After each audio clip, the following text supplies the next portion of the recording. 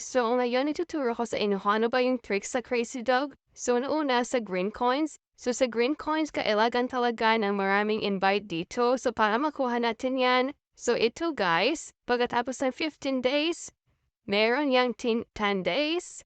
Tapos pagkatapos ng 10 days, meron dyan 5 days. At pagkatapos ng 5 days, babalik yan pag hindi mo na met yung kanilang required na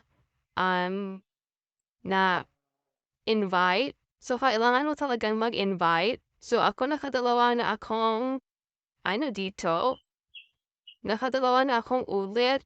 Kasi kailangan talaga ng invite. Yung invite ko ay 76 pa lang. Pero kung ayaw mo sa green coins kasi napapahirap mag-invite, so dito tayo mag-focus sa yellow coins. So, paano ba makukuha yung yellow coins? So, dito makikita natin sa taas na meron,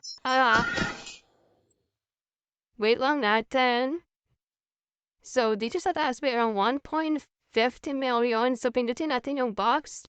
At ito yung target natin para makuha natin para lumaki yung ating coins. So, sa ilalim dito, pag napasa mo yung 3,600 level, so yung 10,000 coins is equivalent to 100. So, yan yung target natin. So, dapat consistent tayo sa paglalaro. So, paano ba na mapadali ang ating level. So, kailangan mo lang is maglaro. So, maglaro ka.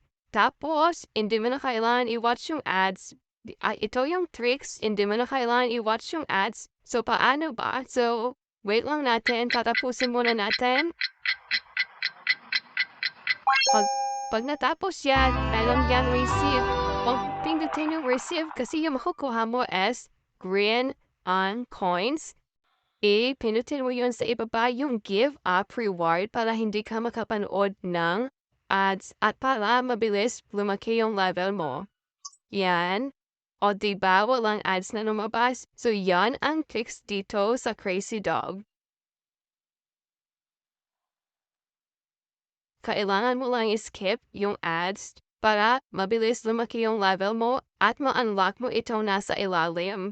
At pwede rin at araw-araw pinutin mo lang ito kasi meron ka ng 80 at 150. Pero kung marami kang invite, pwede mo ito ma-avail ng 4,000 per day mo ito makukuha.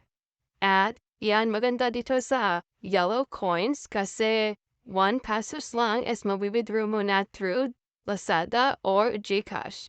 So yan lang po and maraming salamat.